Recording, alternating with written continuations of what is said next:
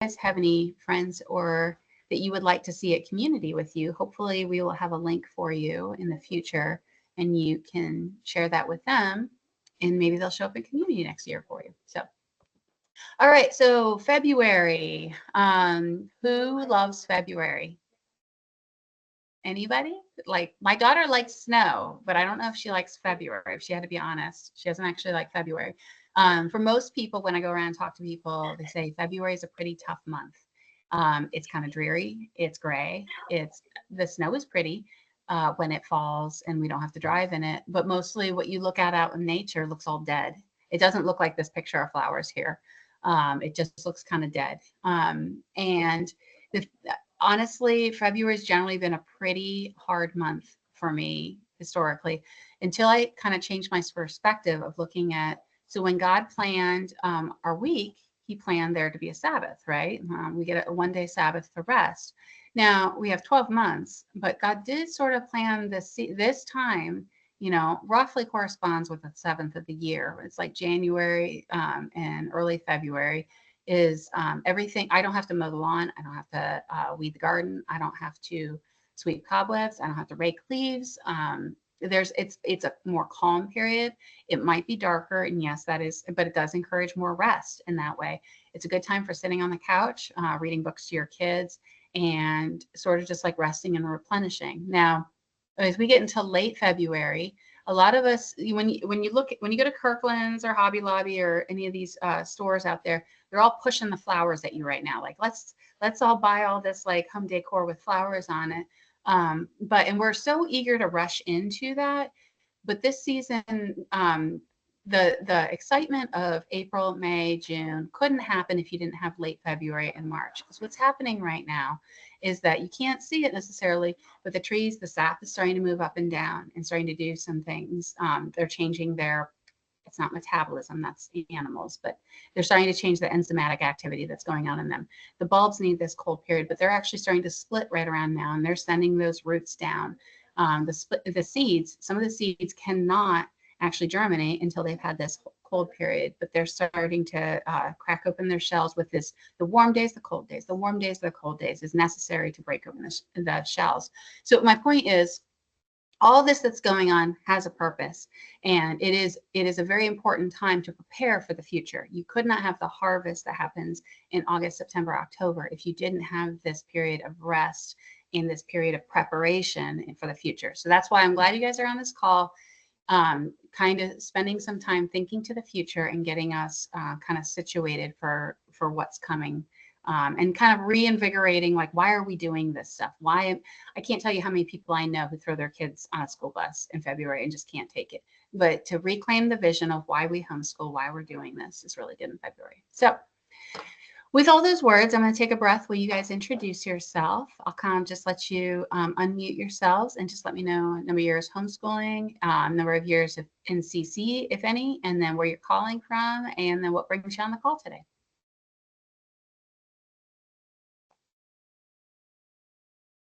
I could call on you, Christy, first, since you're already unmuted. Certainly. That's great. I wasn't sure. My name is Christy Thornberry. I live in Verona, Kentucky. And I have a 20-year-old, a 15-year-old, and a 6-year-old. This is my first experience with homeschool, like my daughter. And I'm not right now enrolled in the program. I actually heard of the program at the theater in Cincinnati, the Children's Theater in Cincinnati. We went to see the movie, or not a movie, I'm sorry, the play, The Beauty and the Beast. Okay. And we just happened to go on a day that the entire place was filled with other homeschooling families. So I talked to the lady that sit next to me. Okay. Information. Okay, great. What was her name? Because I think she texted me earlier. Is it Sarah? Yeah. No, Sunny? Yes. It is. Well, I have a Sarah Bennett that told me that you hadn't gotten. Yes. Yes. So, yep. All right. Cool. All right. Glad to have you on. So. Thank you. All right. And then let's see. How about Elizabeth? You want to go next? Sure. My name's Elizabeth. I live in Nicholasville, Kentucky. and doing homeschool and classical conversations for just for 3 years. Okay. I don't know Yeah. if the phone acted up, sorry. But yeah, I'm hitting that point in homeschool where it's just like, I can't do this anymore. I got 6 kids. Life is too crazy. So I'm kind of like hoping to just regain the vision like you were talking. Yeah. Now, what's your spread of what are your ages? It's all 10 and under. Okay. Okay. Yeah. I'll start praying for you now. Yeah, that's a lot. So hang in there. All right. Andrea, do you want to go next? Yeah, okay. I couldn't figure out how my stuff to work. So this is my first year homeschooling. I have a 4-year-old and a 2-year-old. And we are in the Verona community, and we're in Warsaw, Kentucky. Okay, cool. So that's up by Valerie French and Melissa, Michelle Miller. Yep. Michelle was actually at our community today, so. Oh, awesome. Yep. Cool. Yeah, I should be coming. Actually, I think I'm coming up to your community in a little bit. I want to say March 10th. Yeah, so we might get to meet in person at that time. Okay. So, cool. All right, and then so what brings you on the call? Basically, just checking things out or understanding the. Yeah, just kind of learning a little bit more. I stepped up this year as a first year and was tutoring because we needed it. And so I'm just kind of here learning a little bit more. And next year I get to just be mom, though. So I'm pretty excited. Okay, cool. All right. Well, thanks for stepping up. Yeah, my first year, I had never seen a CC community and I tutored and it was crazy. You learn a lot. Oh yeah, I've definitely enjoyed getting to tutor because it has kind of like made me dive in more than I probably would have to begin with. So awesome. All right. Well, let's see. So that leaves Jessica. Hi, my name is Jessica. This is my 3rd year homeschooling, all of them with CC, and I've been tutoring for a year and a half. I'm in Wilmore, but at the North Garrett CC, and yeah, Elizabeth and I are at the same community, and I think we're kind of both at the same place of like, kids and all of the things going on. And so for me, I'm just like, any help, guidance, pep talks, all welcome. All the things. Yeah. It's normal, just so you know. And I wish I could say that you get used to it and it goes away.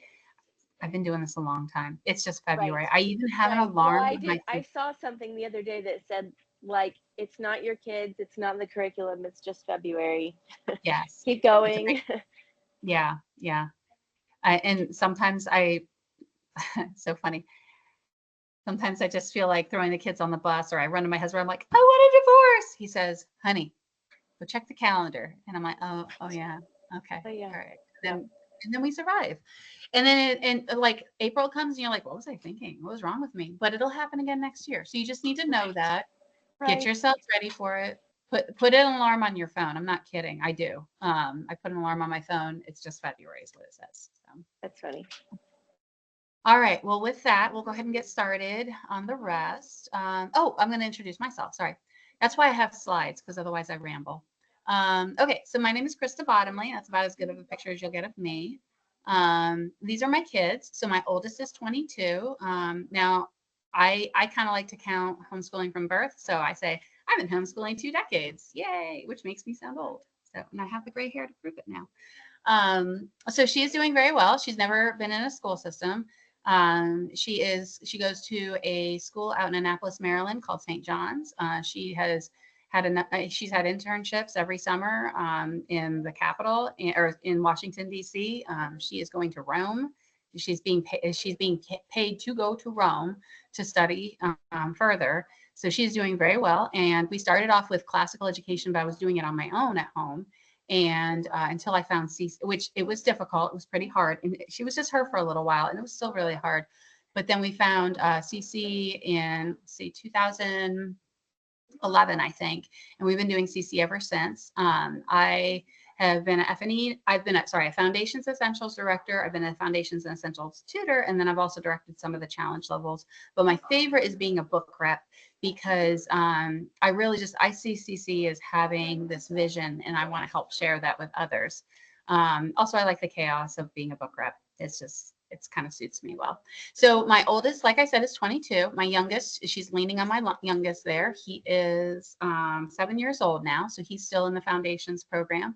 But then I have 2 boys in between. Ransom is in the Essentials program. That is kind of the like the upper level. He is 11 years old. And then Sebastian is 13. Oh, I'm sorry. Ransom just had a birthday. He's 12. And then Sebastian is 13, and he is in the challenge program now. So and with that, Beth, I'll let you introduce yourself. Okay, hello, my name is Beth. I've been with CC for all of my homeschooling journey. So that's been 8 years of homeschooling, 8 years of CC. So, and then we started when my daughter was 4 or 5. I've been a Foundations Essentials tutor, a Foundations Essentials director, and then I've directed Challenge A. Next year I'll be directing Challenge B. And whoever said, who was it that said that they like tutoring because it gets them more involved and they know what's going on. And that's really my main, I mean, I love teaching and tutoring, but I love going up levels with my children so that I am more invested in what they're learning. As they get older, they're there to take ownership, but it's just nice to know what's going on so that if they come to me with a question, I'm not bewildered or, deer in the headlights. I am at the LaGrange campus in Kentucky. That's near Louisville. I used to be part of the Thursday campus, and then the campus kind of outgrew the building. And so I started a new campus on Tuesday. So now LaGrange has a Thursday campus that's been there for at least 10 years. And then we also have a Tuesday campus. Okay. Awesome. Yep, that's me. All right. So I'll cover the meeting agenda. Let's see. Oh, Beth, we didn't talk about this. Would you mind praying in a little bit after I cover this? Is that right? Okay.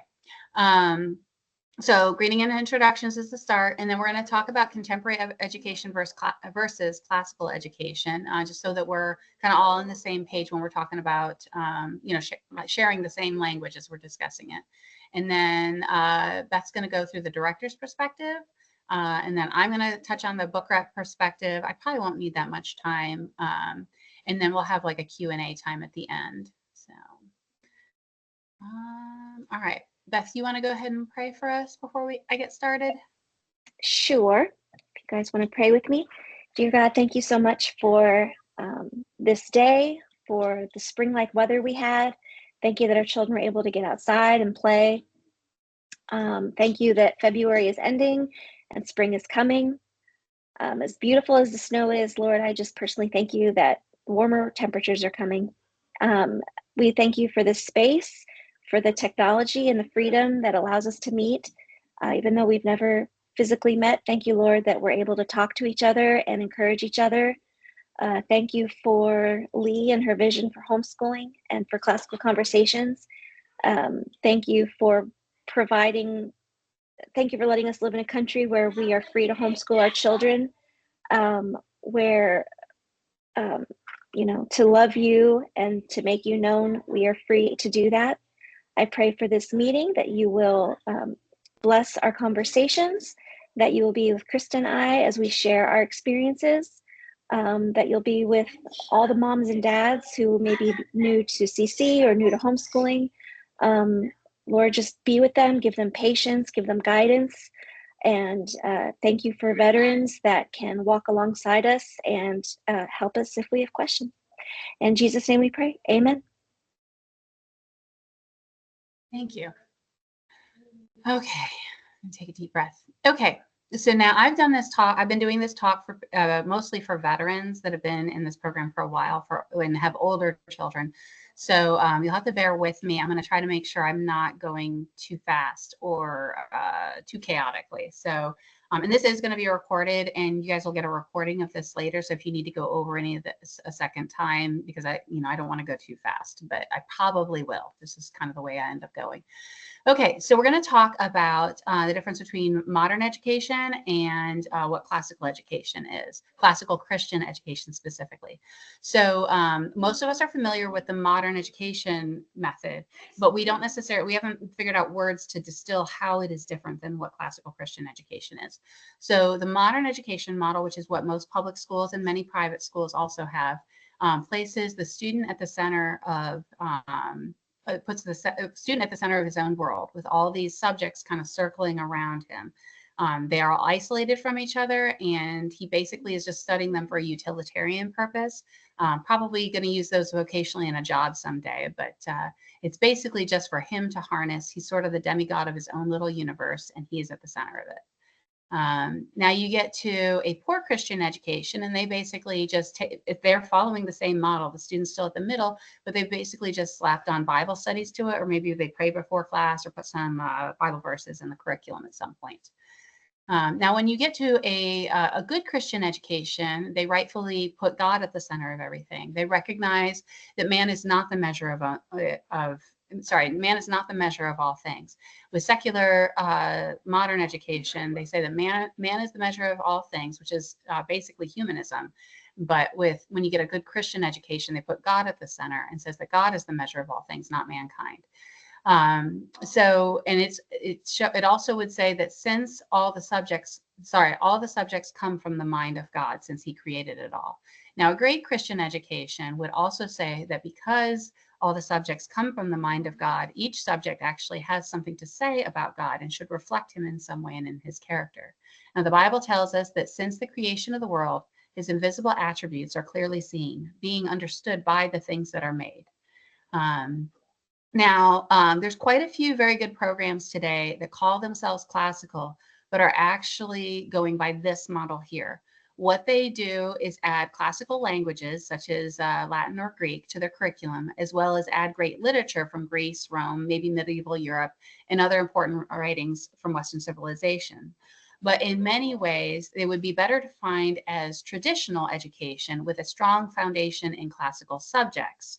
By traditional here, I mean the educational style typical of the 19th and 20th century British boarding schools, or like what you might see in Dead Poet Society.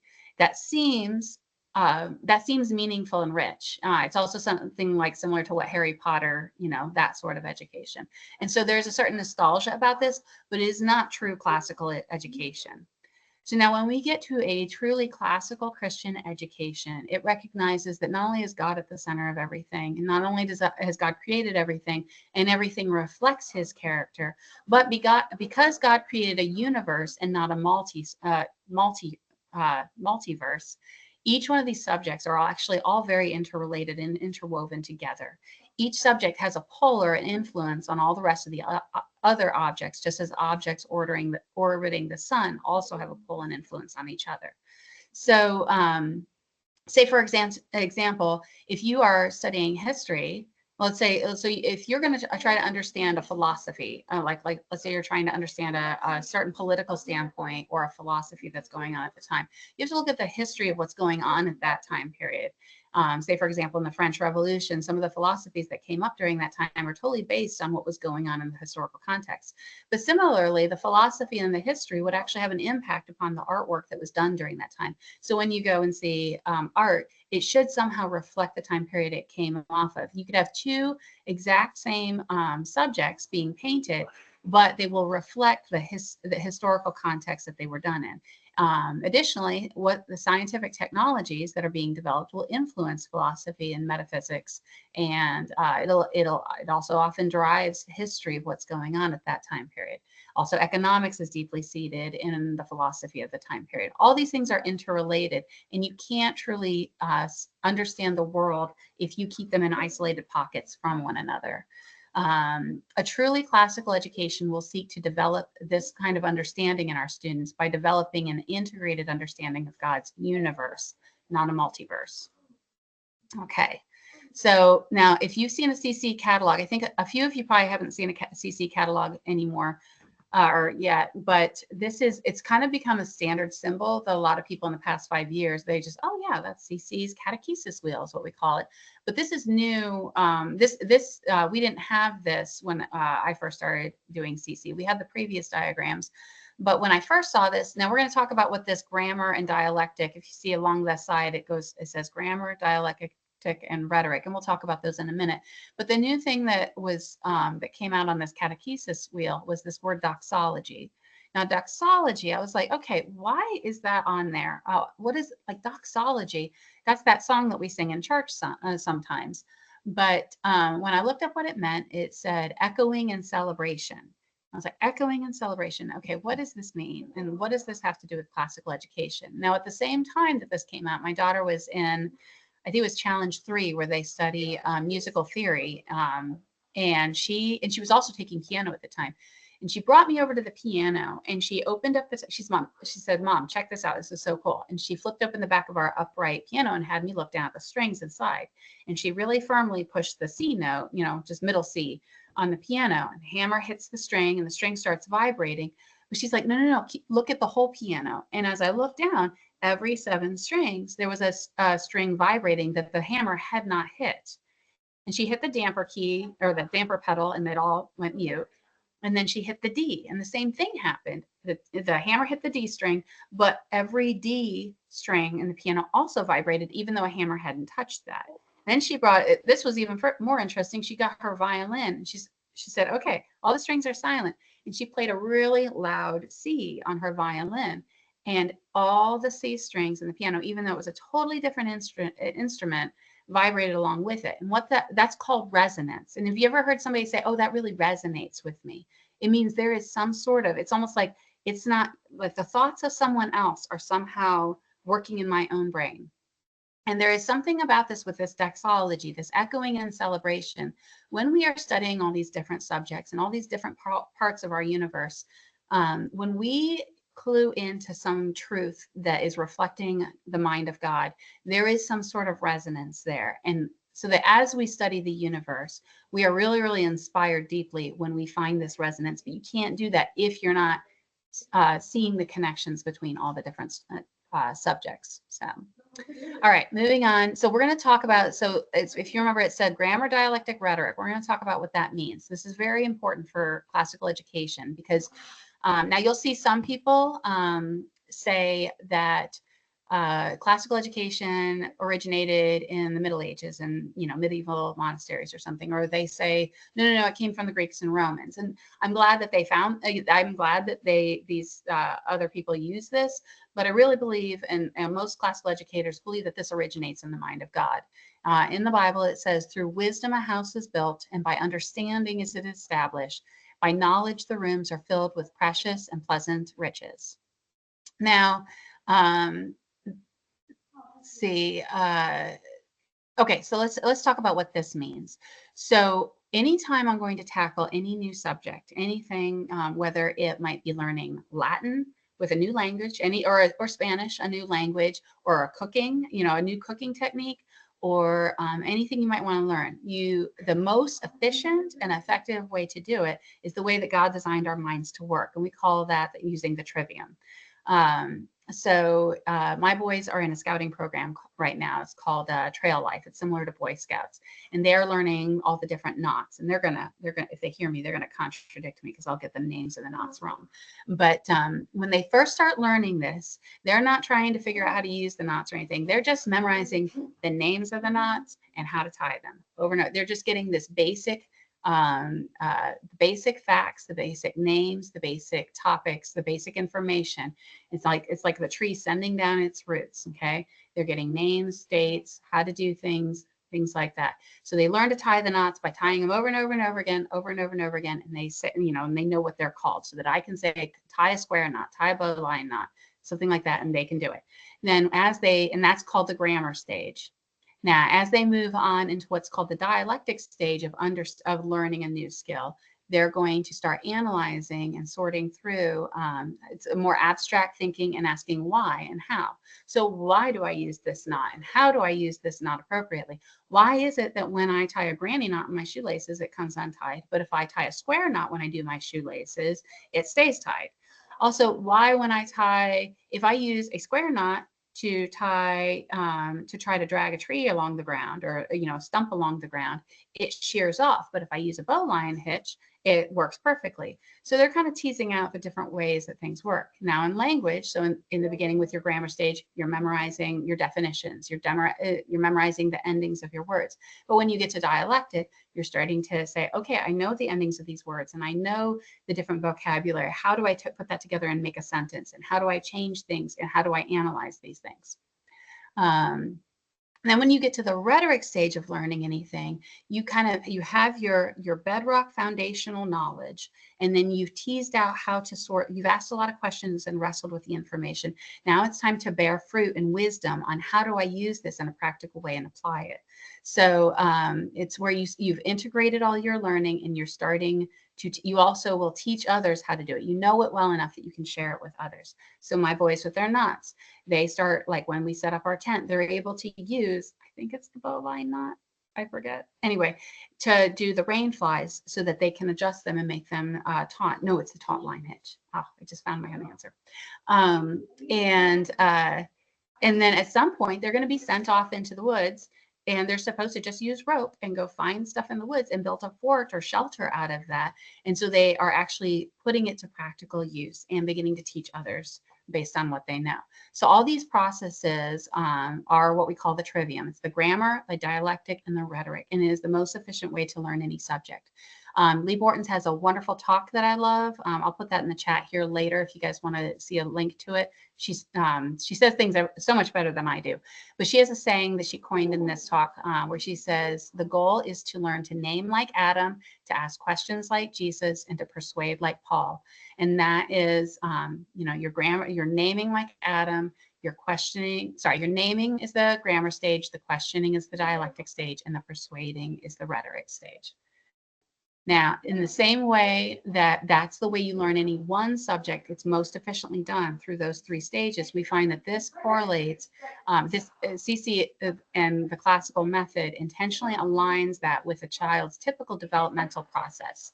So you will find that young children, we call it Dorothy Sayers in her Recovering the Lost Tools of Learning. She calls this the pole parrot stage, because basically kids want to recite back to you and echo you, kind of like a parrot, just over and over again. They want to repeat what you're saying to them. They want to learn new information. They're really working on just like, what is this? What is this thing? What is that thing? And they really just memorize really, really fast, and they take joy in it. Stuff that we would find hard and challenging and unpleasant to do, they actually relish just being able to say it over and over again. When they open up their books, read it again, read it again. They want to hear everything over and over again. Now they can memorize all the characters for Paw Patrol or SpongeBob, or they can memorize their math facts, or a fun history sentence, or a song, like a song with the timeline dates on it. But they're going to memorize something, and they are just enjoying discovering the world and naming things and learning what the names of things are, and that they take pleasure in that. But as kids get older, my two middle boys, oh, my slide's not working. My two middle boys, they're supposed to be or goes through the processes. But anyway, my two middle boys, they are definitely getting a little aware of memorizing. They still know how to memorize. They've learned the value of it because they've started to harness this information. For now that they're in the dialectic stage, they want to start wrestling with this information. So they start asking a lot of questions about, okay, so I understand that Bolivar helped with South America, like the liberation of South America, but why did he do it? And why did he wait to do it then? Why wasn't South America already liberated? And so we can start asking questions, what else is going on in the world? Well, look here, it turns out some of these liberators had gone over to France or had gone over to America. What had been going on during that time period? Well, France had just had its French Revolution, and America had its American Revolution, and they've started bringing back these ideas and bringing them to South America. But they're doing it with a different bent than what was done in these other countries, and so it had its own flavor. And so they're starting to learn that these ideas all correlate together. All these ideas that they've memorized, they are now starting to apply and learn why these things happened. And then when they get to the rhetoric stage, is when usually you see this to be like, my daughter is definitely in the rhetoric stage of development, where she really wants to express herself. She wants to say her opinions. She spent years and years and years where I've told her facts or her tutors have told her facts. She knows she has this bedrock of knowledge, and then she's wrestled through and asked a lot of good questions and sorted out what she really thinks. But now she wants to express herself. She's been listening for years. She wants to express herself. So you see a lot of kids, they get on the college campuses, and what do? They start having protests and riots, and they all of a sudden get very, very loud and wanting to say their opinions of things. And that is a normal developmental stage that they have. But if we haven't taught them a basic body of knowledge first, and how to wrestle with the information they know, they won't have these ideas and these methods to express appropriately things that are beneficial for society and for themselves. So that is the trivium applied to childhood development and raising our kids. All right, so that takes us, so that's back to the catechesis wheel, kind of revisiting that. Where you can see there's the grammar and the dialectic and the rhetoric going around the center, all of it orbiting around God. All right. So with all that, I'm going to mute myself so I can quiet my kids, and I'll go ahead and let you take over, Beth. I've said a lot of words, so I need a drink of water. All right. Let's see here. So again, I have directed Foundations and Essentials, and I've been in the program for, about 8 years. So these are just my, well, this is from the catalog. These are not my opinions yet. So if you have the catalog in front of you, or even if you don't, we'll have slides. So we start with, what is the mission of Classical Conversations? And it's very simple. It's to know God and to make him known.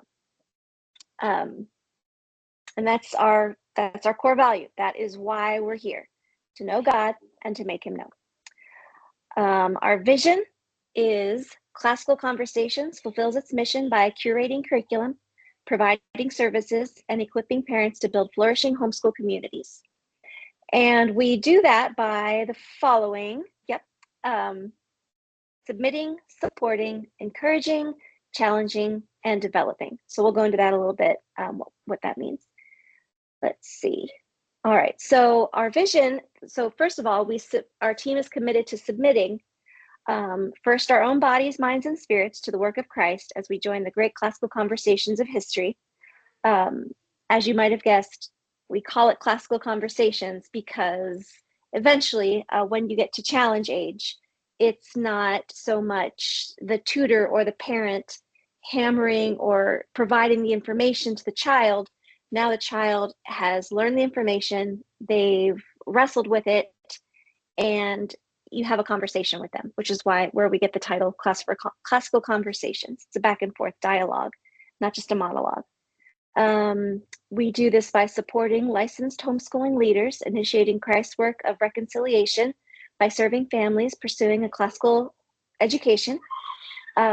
Usually, as far as I've found, most CC campuses are in a church building. That doesn't necessarily mean that you have to be in a church building. I know that some are not, but the ones I've been a part of have been. There's a way that you license the church building with insurance and you have your CC community.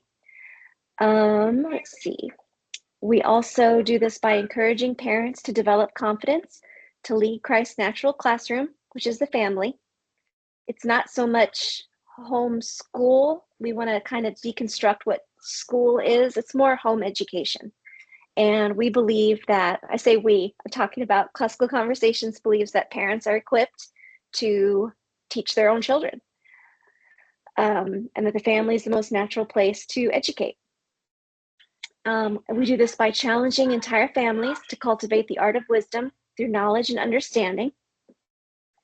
And finally, we do this by developing curriculum and services which ensure Classical Conversations families are equipped to conquer any obstacle in their pursuit of Christ. So Classical Conversations is not just a co-op, because there are lots of co-ops. There's all kinds of co-ops all over America, all over the world that you can join that might do extra things. There's a sewing class, or maybe you do gymnastics. This is specifically a curriculum as well. which I just love. Okay, so there are 9 sentences. There's 9 statements of we believe, and these are a timeless set of beliefs, and this guides us to how we support families, how we support community. So first of all, the purpose of education is to know God and make him known. That is it's Christian classical conversations, or Christian classical community. Those are our 3, what am I trying to say? Our 3 pillars of what CC is. So we believe the purpose of education is to know God and make him known. We believe that God trusts parents with their children, and so should we. We believe that wrestling with truth promotes blessing and virtue for the whole family. Okay, now we get to our community pillars. We believe that education is the responsibility of the family with support from fellow believers. I just can't tell you how important it is to have community when you're homeschooling. Doing it in a box by yourself, of course it's possible, but it won't, there's so much richness in doing it with a community. Just speaking for myself, I've had times when there's been an illness, or you've had to deal with, in my own family, dad got cancer. And so my community was so vital into providing meals, offering to take my kids, I go to the hospital, offering to even homeschool my children so that I wouldn't have to worry about the education, that they would be getting behind in education. So community is so special. And we're all like-minded because we all believe in knowing God and making him known. The support of community enhances our ability to fulfill our parental duties. And the accountability of community both sharpens and humbles its members. Okay, and then our 3rd pillar of classical conversations is the classical aspect. So we believe that classical education embodies the most natural skills. Truth is required to inculcate wisdom, knowledge, and understanding. And classical education prepares us to accept the responsibilities of Christian freedom. All right, so those are our 3, classical, community, and Christian. Those are our core values. So then we also have, we are guided. So we use GUIDE, GHIDE. So that stands for, we have grace in speech, humility of mind, integrity in action, diligence in work, and excellence in results. And so, and we have scripture, of course, to back it up. Scripture is the foundation. So there will always be scriptures behind everything classical conversation believes, what they do. So we don't have to go in that right now, but there is scripture, which is why we chose guided. And again, it's not we so much. So I will go past these because, first of all, it is in your, if you do get a catalog, and of course, if you don't have one, we can get one to you. But this is like on the first page, this is page 5. So you can read the scriptures, why we believe that. All right, and then here's the trivium that was cut off at the other slide, but we saw that the grammar is the poll parrot. It's just naturally, whether you're learning a new skill or as you develop from a child to an adult, it's just naturally, you start with what's that, what's that, what's that. Going to the dialectic, now you know what it is. Now you have to wrestle with, why is it that? Why? I don't know if some of you guys have teenagers, and that, for little kids, what's that is the most popular phrase. And then once they get to the dialectic stage, it's why. And then finally, when they know why and they have the foundation, then we can get into the rhetoric stage, which is also called poetic stage, which is when they're able to, for lack of a better word, and Krista already said all this stuff beautifully, but they're able to regurgitate it back to you, but in a nice way. So the 5 core habits of foundations, of what we call foundations, this is the naming stage. So this is for the pole parrot stage that we just talked about, the grammar stage. So for the grammar stage, there are 5 ways, and they happen to make a nice little a nice little mnemonic device, but it's called names. So when you are learning something new, you are naming it. So you're developing, let's just use, well, I don't know anything about knots, so I can't talk about that. Let's see, what's something, I don't know anything about, well, no, I don't want to do something I don't know about. Like if you're sending, like if you're learning new flowers, maybe it's like there's Okay. all, yeah. Okay, so let's say we're gardening. So the first thing you do is you learn the parts. You learn colors, anything that has to do with naming parts of a flower. Then you get to attending. So you've already learned the parts. Now you are differentiating between, you're not just using your memoria, you're not just using your mind, you're maybe smelling it, touching it. You are planting it. You're going to garden shows, you're attending to that knowledge. And then from that, you go to memorizing, lots of repetition. And some of you guys are already in CC and you know that repetition, that is very important for the grammar stage because it really hammers in the knowledge. And then for expressing, this is great, especially at presentation time, if you're in a CC community, the kids just love to express themselves and they love to demonstrate what they know. And it's adorable. And then storytelling, recounting events through narration. I'm sure you guys have had this in your own life. Now that they know everything about it and they've retained the knowledge, now they can tell a story about it in any kind of form. It doesn't just have to be like once upon a time there was a flower. But they could tell you all about it, tell you a story about the flower. Let's see, and then there is the dialectic stage, which we won't get into, but that starts at about 9 years old. And so the students who are in both foundations and essentials, which is about 4th, 5th, and 6th grade, they're starting to go in between stages. And so that is called dialectic, but we don't need to, well, unless Krista wants to, but we don't really have to dive into that. But eventually that's where they end up. And so there's 5 common topics, which again is just questions. You're getting them to think. You're guiding the conversation, but it's letting them tell you what they think and why and how. And then finally, we get to the canons of rhetoric. So that's practices that persuade towards wisdom. And that usually starts about, 14 years old. Naturally, that starts about 9th grade. There's really not an age limit to these things, but that's naturally what a child would go towards. So let's see. Then we have this catechesis wheel that is a little different than what we saw before. It's just a little more involved. It shows you why the 3 things, the Christian education, the classical education, and doing it in community are so important. It also kind of tells you where, for example, foundations, it goes through cycles. So foundations has 3 cycles. Cycle 1 starts with pretty much ancient history.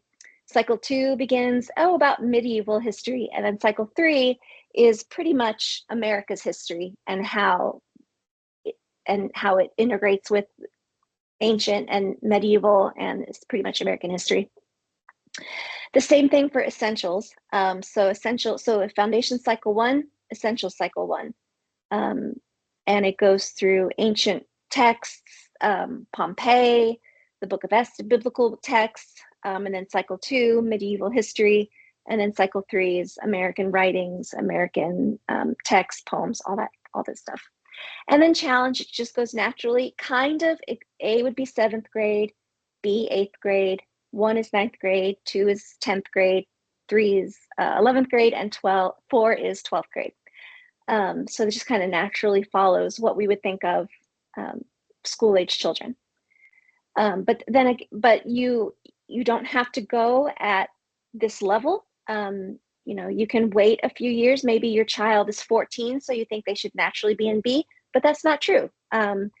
You are the parent, you decide, no, I think that they should start at A, or maybe they needed a year of essentials under their belt, because that is our reading and writing curriculum. That's pretty much the focus. And so, again, this is your education. And CC is just there to help us. Let's see. So our scope, I don't know if you can see that. What page is that on in the catalog? But our scope and sequence, we have that for every level. I'm sorry, Krista, were you going to say something? I was just going to say, if you wanted it zoomed in, I think the next slide. So, okay.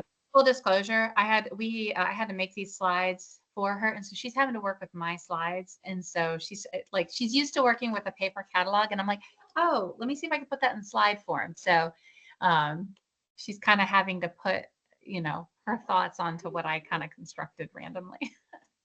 And that is just fine. We'll go with it. Yeah. We're so gracious. But scope and sequence, we have that at every level. So we have that at foundations, essentials, challenge, and that just shows you where you're going or shows you what the focus is going to be for that school, for that year. So let me see. So I'm on page 40. If you have the catalog, that's what this is. This is where this is in the catalog. So in challenge, you really start naming the different strands: exposition, grammar, logic, research, debate, and reasoning. And all of those strands mean something a little different depending on what challenge level you are at. So for example, grammar is always going to be Latin. So you're going to start out in challenge A, really getting your Latin facts down. You're memorizing nouns, conjugations, you're declining, you are learning vocabulary. So what Foundations does is we don't have a grammar strand per se, and we'll get into that when we talk about new memory work, but you are laying the foundation of learning the 5 declensions of nouns, the 4 conjugations of verbs. You're seeing what John 1:1-7 looks like in the Latin Vulgate, how it's pieced together.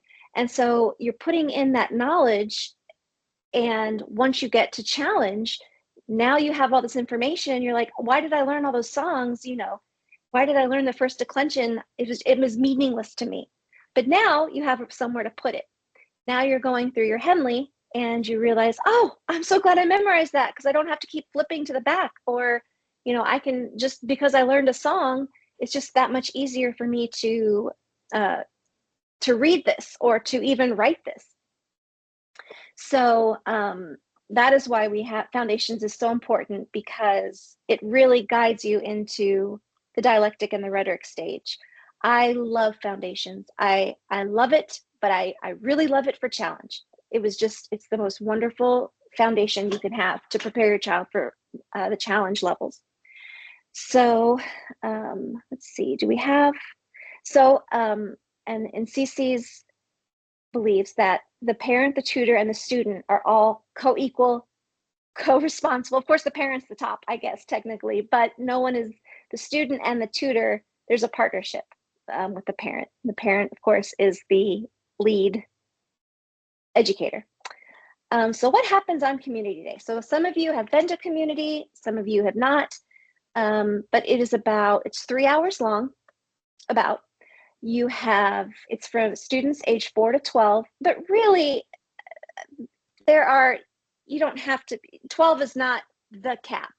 I mean, this is a great program for maybe if your child has special needs and maybe they aren't with, maybe a 13-year-old couldn't do, or, isn't able to do 7th grade as well as another 13-year-old because of a special need. So this doesn't mean that you can't put them in Foundations or Essentials. But normally we would say ages 4 to 12. It's once a week for 24 weeks, usually any time from August to April. We try to be done by April. We have a pretty long Christmas break. It could be anywhere from a 3-week break to a 5-week break. It's from 9 to 12, and then there's lunch after that. So of course you can leave, but the community always loves having lunch together, playing together from 12 to 1 before essential starts. And then you top it all off with a morning ceremony. And the morning ceremony might be prayer, pledge to the flag, any notes the director might have. It's where you can be learning your scripture. Each cycle has a specific scripture that the children memorize. Cycle 1 is all of the 10 commandments. Or maybe I have this wrong. Cycle 2 is Genesis, the whole 1 through Genesis 1, all creation. And then cycle 3, you are learning John 1 through 7 in English, and you're learning the Latin. So this would be things you could learn about in morning assembly. Some communities have family presentations. So maybe it's your week to do family presentation. So your family gets up on stage and you talk about something special to your family. Maybe you guys like to go camping. So you might bring pictures or camping gear that you like to do. Maybe you want to talk about your heritage and you're Italian and talk about how that's influenced your family. Maybe you'd like to sing a song. I've done that before. One of our first years, my daughter had choreography to this song about the fruits of the Spirit. So we decided, the whole 6 of us, that we were going to get up there and dance and sing the fruits of the Spirit song. So it's really just a way for the community to know your family a little better. Let's see. So then after the morning ceremony, you're split into classes, and pretty much you try to stay with same age groups. So you might have the 5s or the 5s and 6s. It just depends on, the size of your community. But you always start with new memory work, and that these are all going to be 30 minutes long. So new memory work, there are 7, not really strands. I guess I'd call them, I guess we could say strands, but there's 7 subjects. That's a better word. Subjects that you learn every week. So every week you have history, you have a history sentence, you have math facts, you have an English sentence, you have science, you have timeline, you have geography, and I'm missing one. What am I missing? Did you say English? I thought I did. Wait, I'll just look at my cards. Latin. Haha, Latin. Latin. It was Okay. Latin. The thing I just waxed poetic about. That's what I forgot. Yeah. So those 7 things, each week you have a new sentence or a new concept or a new what have you. And the tutor's job is to really not just educate the students, but educate the parents as well. So they might use mnemonic devices, a lot of singing. It's repetition, repetition, repetition. Each subject gets about 4 minutes where the tutor can really drill the information. So for littles, that might be using manipulatives. Maybe, like, for example, this is week 20, I think week 16. So for history, well, that's too long. Let's just do for math. So we're learning geometry. So this week, let's say it was the area of a rectangle equals length times width. So we would learn the song, the area of a rectangle equals length times width. But you don't just want to sing that 7 times. Well, the older kids do. But let's say you have a die, and it has different words on it. And I would roll the die and it says royal. So then you would sing that as a royal. So all of the kids, they're doing the British wave. The area of a rectangle equals length times width, however a royal might say that. And then there's all kinds of, you can use musical instruments, you can use finger puppets, you can use a lot of exercises, getting them up and active.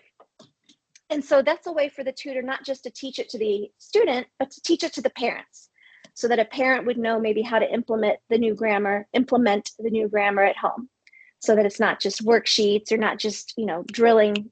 Although it's great for if you're on the go a lot, because you can just have the songs on through a CD, through the app, and the children pick it up like that.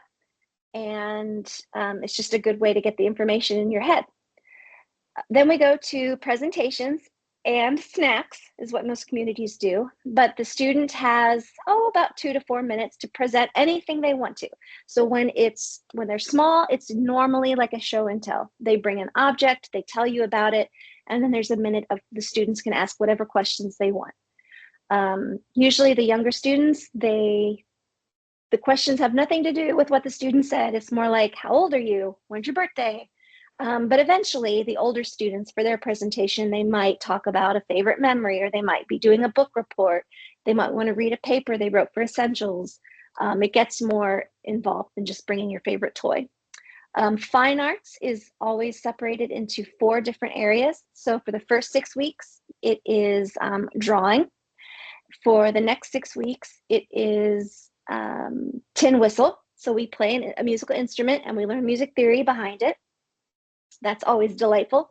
The next 6 weeks is painters, well, not painters, artists, different artists. And then we recreate something, either a painting or a sculpture they did, or the way they may have done it. We repeat that as in our classes. And then the last 6 weeks are learning different composers, listening to specific pieces of music that they did. And really just, you can use your musical theory and put that to the test, and you can, ask them to listen for specific things, but it's really, how does this make you feel?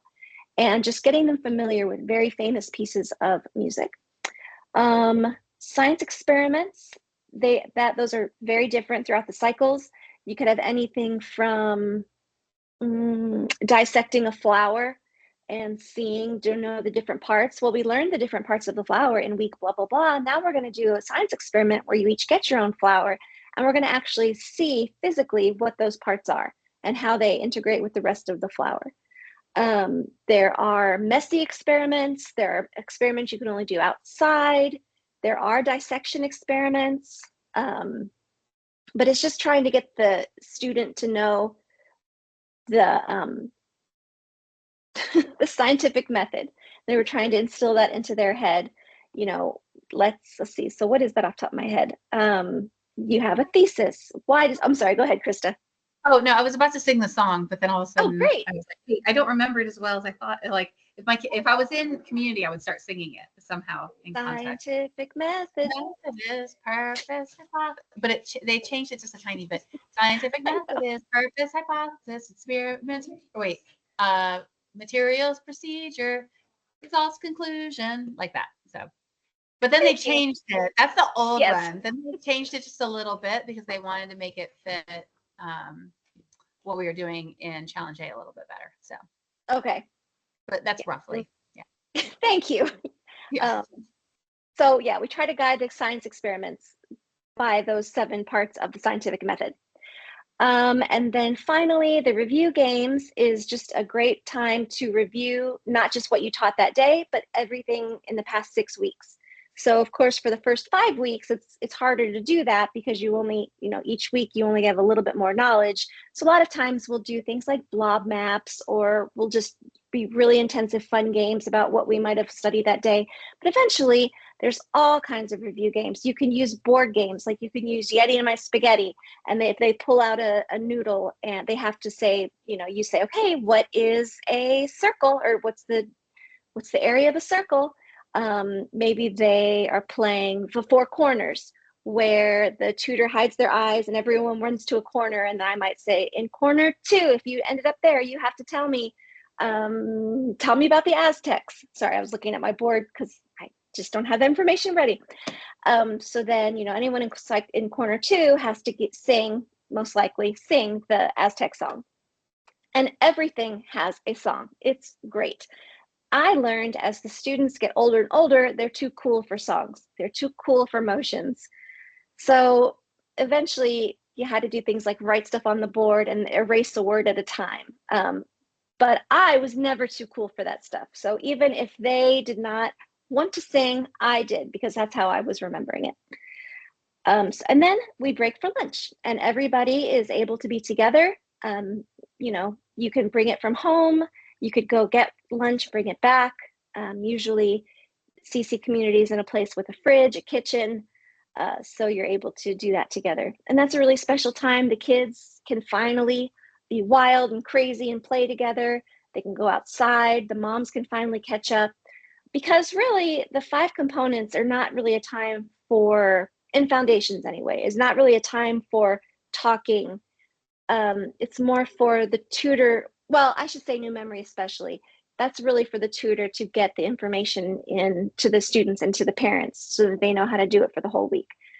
But then lunch, you can do whatever you want. Let's see. So we talked about the new memory work. There's a 3-year cycle. We're in cycle 1 right now. Then we will do next year, 25, 26 will be cycle 2. 26, 27 will be cycle 3, cycle 3. And then 27, 28, back to cycle 1.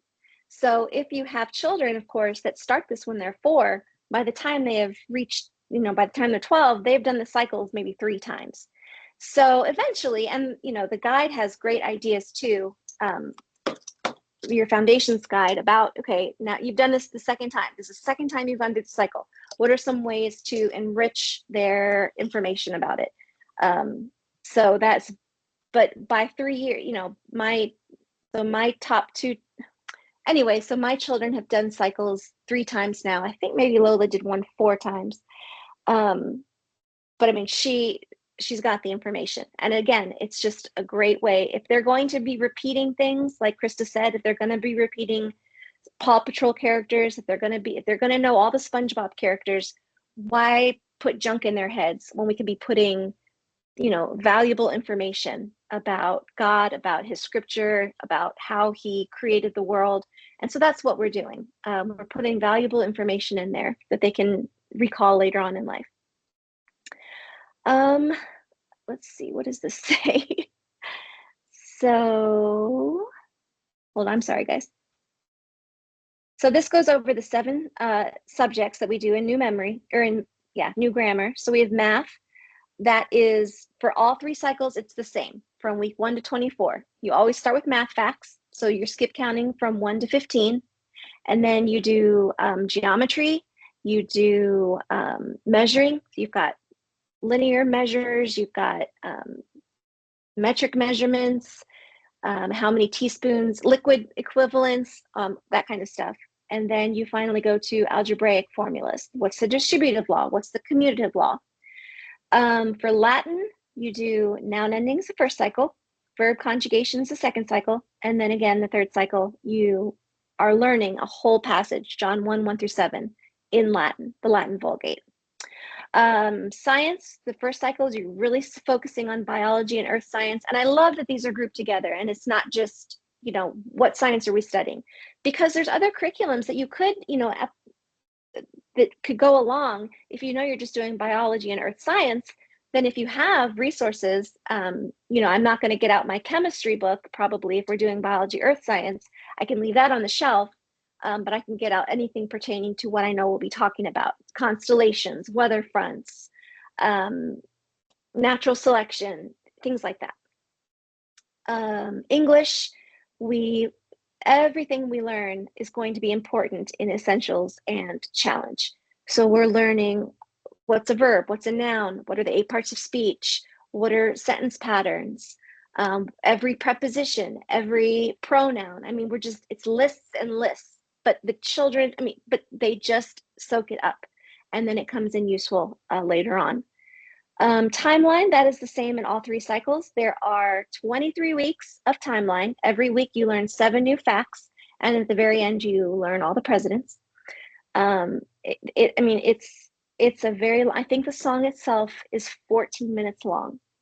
So usually on the car ride to CC, I'll pop it in, just because that's how long it takes to get there. And it's very catchy, and it starts with God making the world, and it ends with pretty much the events of 9/11.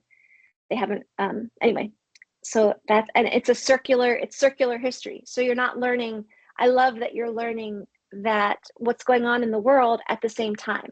So, like Krista said earlier, maybe before I didn't think, wow, in 1789, the French Revolution was going on. But oh my gosh, that's also the year that George Washington became the president.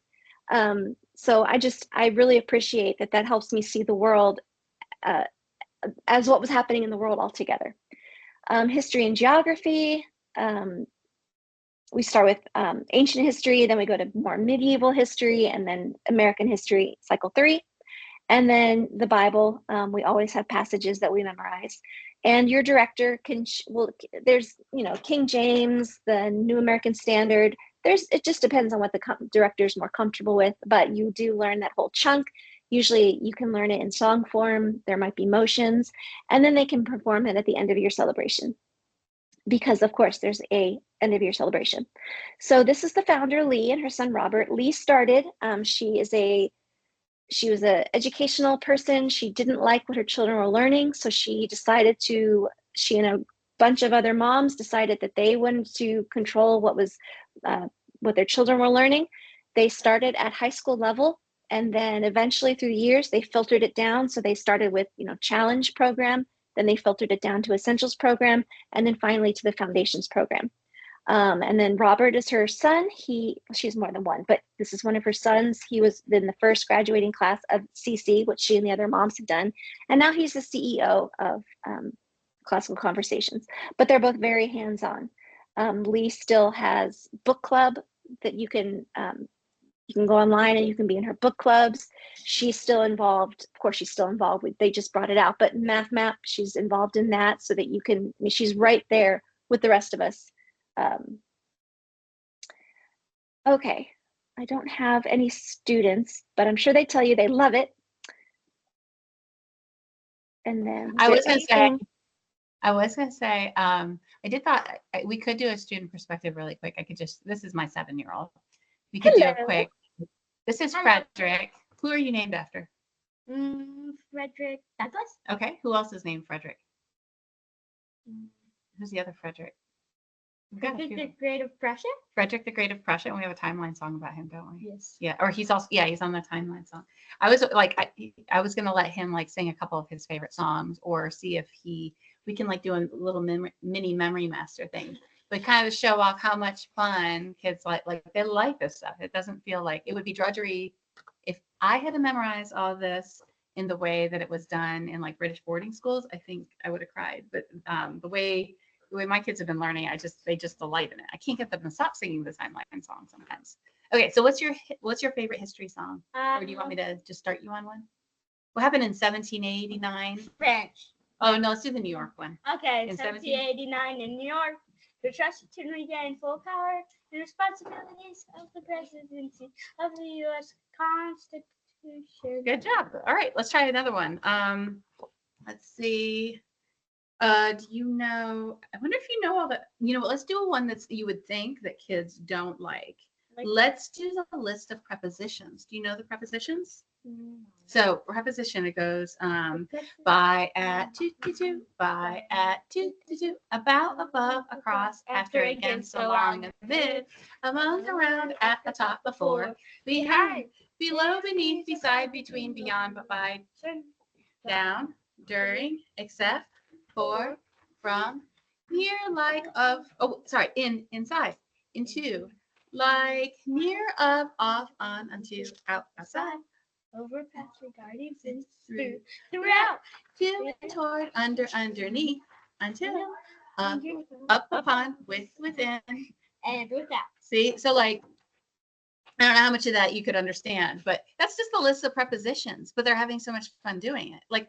So it seems like if you're singing a history song, of course, it's kind of fun because it's a little more jazzy, but they're just singing basic words. They don't. Timeline. He doesn't know what those words mean. Oh, let's do some Latin. What Latin words do you want to do? I don't like that. Oh, you don't, but you know them, don't you? No. Let's do. Oh, how you say? What's verb endings? This is from last year. O S. No, not nouns. We're doing verbs. OST. Must. OST must just end. Oh, well, that was last year. We'll work on that one. But sometimes they say it spontaneously. I know 2 things from it. Oh, really? And that's 2 history songs. You want to do first declension noun endings? It's I I am singular first declension. A arm is us, a arm is us, a arm is us, singular plural first declension. Okay, so just to show you, and what do you like about community day? History. You like history, like the history sentences? How about, do you like doing presentations? Yes. How often do you do a presentation? Every week. Every week. What are you doing for your presentation tomorrow? I don't know. You don't know? Why don't you go find something and we'll figure that out. Okay. All right. Thank you, buddy, for humoring us. So That's just, I was like, oh, I have a child over there. And you mentioned a couple things and he started singing. So I'm like, well, let's just do this impromptu really quick. So, all right. With that, did you want to go through some of the materials? Sure. Okay. Sure. So Lee Borton's big thing is education should be able to be taught with a stick in the sand. You're going to hear that a lot in classical conversations. That means all I need to impart knowledge to my child is a stick and sand. So I personally am a stick in the sparkle type person. I Oh, like no. to have. One of those. You're one of those. Oh no. Sorry. No, that's Yes. okay. That's okay. That means that's CC slang for she likes to have fun. I don't have a lot of extra time, so I'm very much stick in the sand. Like, how fast can we get this done so that we can get to? We have a lot of medical things that we get to, but go for it. Stick in those sparkles. Right. So stick in the sand. All you need to be in CC is the guide. This will give you all the information that you need, and then all you need for music theory is your tin whistle. So with these two things, these are the only things required to be in classical conversations, because that's all you need. Now, that's not all I have, because I'm sticking sparkles. So there's so many, and if you have the catalog, there are so many things that CC provides that can help you. They're just guides. They're just ways that if you teach best doing this, let's say, you really love the songs. So you might get the CD if you have a CD player, one of those old fashioned things. Or maybe you subscribe to the app, or you download the songs onto whatever you download songs onto. And that might be the way that you love teaching. I am not that great at science. It's just not my natural thing. And so like a resource that CC offers and that you can purchase are these cards. And so it's like having this library in my house. So for week 17 that we start tomorrow, I think it's what are the parts of a volcano. And so I can actually find in my CC cards, I actually have a card that what is some parts of the volcano. I know you probably can't see this. And then there's like a little science blurb on the back. I can tell them what the parts are, what the parts are used for, how they interact with each other. So this is just very helpful to me because I'm not excellent at knowing those things off the top of my head. I need, resources. What are some other things? So one of my favorite things, because we do a lot of car school, we call it car school. So I think of what things can I keep in my car. And so these are like all our memory songs. And I have like these extra big, I stick this on my stick shift or on my windshield, like with the wiper stick. That way, when I get in the car, I have to take it off and set it in my lap in order to drive. And so while we're driving, and I usually, a lot of times I just toss it over to whoever's sitting, like my 13-year-old in the front seat. And I said, let's practice some of these. And so we do that while we're going. Or another one, this is another car school tool we have for like our geography. So these things like unfold. So we have like various tools, but they're not like, this is also just enough. All this stuff is in the foundations guide. So if I throw this on my dashboard and just make sure I have this in the car, but if I'm like going into the doctor's appointment and want to grab stuff like this just helps so that we can practice in the doctor's appointment. I have a son that goes to physical therapy 4 times a week. So we do a lot of car school. And it helps that it's laminated. So you can spill on it, you can write on it. They have a dry erase marker, they can trace it. It's great. Do a lot of dry erase. So. Yeah, sorry, whatever I said. Yeah.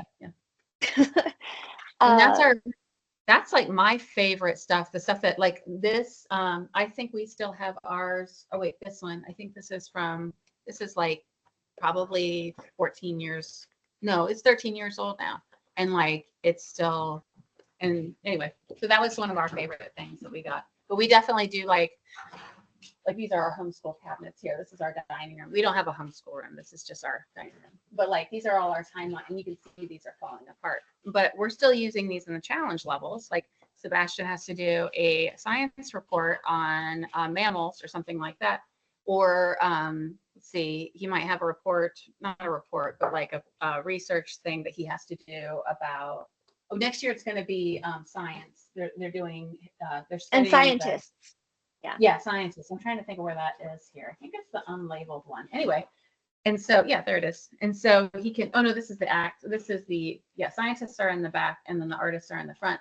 So they can just pull this out when we can't get to the library. But we've gradually gotten these over the years. Like I think the first year we bought the ancient stuff, and they don't come like this. They come in loose things and they're laminated. But this has been something that you don't need, like this kind of thing is not necessary to start. It's just something that, because I've been doing this what 12 11 years 13 years now, and so but we found that getting a little of this and that every few years has given us like basically a good library that we can just kind of we almost don't need to go to the library anymore if we don't have to, which the library is kind of you have a nice library in LaGrange. The one in Louisville, you would think it would be nicer, but it's getting very I don't know, Which sketchy in one? there. The northeast one Which- by the Oh, okay. The one that it's used the to be new, in the school. it's a nice building, but the books that they have out, I have to be like, oh yeah, no, let's, yeah. So, and like if That's I, true. oh, what That's a was it? great We point. we wanted to do a report on Spartacus for IEW for the Essentials program, for the writing program, and we wanted to do a Spartacus. They didn't have a single book on Spartacus. I don't understand, but they have stuff about purple unicorns and, you know, And free to anyway. be who you were meant to be. Yeah. So anyway, so, but yeah, LaGrange has, you, I think you guys have a better library than Louisville does. That's my opinion. But I'm not up there anymore. So anyway, And, oh, so Well, a good point Yeah, that you made is that in in our campus, we're not all the same denomination. That's something I really appreciate. We all, to be a tutor, you sign a statement that Christ is Lord. So of course, Mhm. there are some denominations that might not believe that, but anyone is Mhm. welcome. Anyone with a different perspective is welcome. There's been Mhm. Jewish families Yeah, that have joined it. yeah, we have Um, Catholics community, Catholics. There is certain, I think, and we've had people who are more secular. Now they usually can't be in they can't be in leadership. But some of the communities allow, like they're a little bit more like open, but you can't be in leadership. So that's just something that if you were looking at a community, you need to say like what your comfort level is with that. Some people really just want to be the comfort of being in a community with like-minded people, and some people are more like, no, you know what, we're fine with that as long as the leadership has the same statement of faith. So that's kind of personal preference. So, all right, well, Beth, you want to let them go ahead and ask questions if I have any, or did That'd you be have anything great. else? No, do you guys have any questions? Oh, did you want to? I'm still in control. Do you guys have any questions for Krista or I? Krista or Oh, me? Sorry. That's right. I have to take control from you. I have to take it. Okay, there we go. All right, so there's the so while you're thinking that over, and you can just unmute yourself if you have any questions. Anytime you're on a CC Book Rep event, there is a I can always give you a discount code for the CC Bookstore. We have what are called they're called Classical Christian Leaders books, which are just resource books to kind of encourage you. We have a book called The Core by Lee Bortons that talks specifically about the younger students' age developmental stages. It's just about how to, basically just how to start off with the grammar stage for younger children. And then it's a part of a trilogy. She has the core, the question, and the conversation. But then a lot of the graphics that you saw at the beginning come from a very small little book called Classical Education Made Approachable. And that's how I found CC. Somebody passed me that book. And it just it was like, oh, this is what I've been trying to, put into words, but I didn't know how to put my finger on what I thought was wrong with what I was seeing in education that I didn't want my kids to be part of. So, but that's just like a little book. And like I said, it's called Classical Education Made Approachable. But anyway, so this discount code, if you have any of those, they're called parent resources or classical Christian learners or leaders in your cart, you get $10 off. So I think that one little book is like $8. So that's just there. Most of you see, and that sale ends in March 31st. But I would recommend honestly just coming to a parent practicum and kind of we'll have all the products out, but it's really not about like when we go to parent practicums, it really is just about helping parents kind of see the vision, understand what classical education is, what it can do for them. For me, a big thing about classical education, like I said, I have a son that he actually, believe it or not, polio still exists, and he got polio around age 5. which is like a 5 day a week, 4 or 5 day a week rehab that has been going on for 7 years now. And with that, having a very efficient model for education and having the help of the community has been really meaningful to us. When my son got sick, so he was 5, and my daughter, I think she was just entering her high school years, the most pivotal stage. Well, so all of a sudden I'm living in hospitals, he's living in hospitals. And, but with the classical model, I was able to teach him basically living in hospitals in minimal amount of time. But I was also able to have, my daughter had already learned how to use the classical model and kind of sort of self-educate somewhat. So was able to harness what she had learned and was able to graduate and is doing quite well using that. And it really was like the CC community kind of came alongside us. And sometimes my husband says, like, we graduated Reagan. I'm like, we didn't graduate Reagan. Like, CC community graduated Reagan. So anyway, but all that began, I went to a parent practicum. I didn't know much about CC. Somebody handed me that little book. I went to a parent practicum and then signed up to become a tutor, and that was that. So these are the parent practicums that are coming up in 2025 for this summer. And these are the dates. These are all clickable links. The one for LaGrange is right there. I think somebody said they were up in, where's the one up north? Oh, I don't remember now. Is it Alvaton? That's near Bowling Green, and I think that was an earlier call, somebody from Bowling Green. But anyway, those are the locations that we currently have scheduled. And then it's Wednesday, we're going to be talking about the Essentials program, which is the program that we do for, it's roughly correlates to 9, 10, and 11. It can go into 12 and 13, depending on your child's like how they're doing with the different skills that we're learning during that program. And that's an afternoon program that we do for the older kids. And so we're going to be doing that talk on Wednesday at 3:00 in the afternoon. That's also going to be recorded. So if nobody has any questions,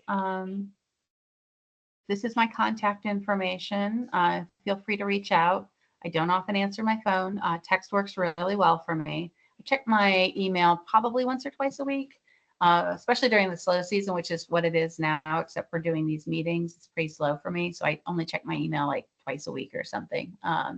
But during the busy season, I'll probably check it daily. And then if you ever want to book a time with me, just to ask, because you'll get people that say, oh, you should buy this and you should buy that. And I can sit there and say, no, if you are new to the program, or if you're just kind of getting your feet under you, stick to the basics. I know my title is book rep, but I'm not a super salesy person. So this is being recorded. So I hope I don't know. Anyway, I hope I'm living up to my title somewhat, but I don't think I push product on people. If anything, I try to talk them away from over purchasing. I really just want them in CC, and the CC has been such a blessing to our family. So I really just want to share that with others. All right. Well, I think that's all I have. So if nobody has any questions, you're kind of free for the evening. We're just about 5 minutes over, which isn't too bad. So thank you, Beth, for sharing all your experience and your wealth of information. So I guess I'll be seeing you Wednesday night. So, all right. Well, I'm going to go ahead and sign off. Thanks everyone for participating tonight. And just reach out to either one of us if you need anything. So good night. Good night.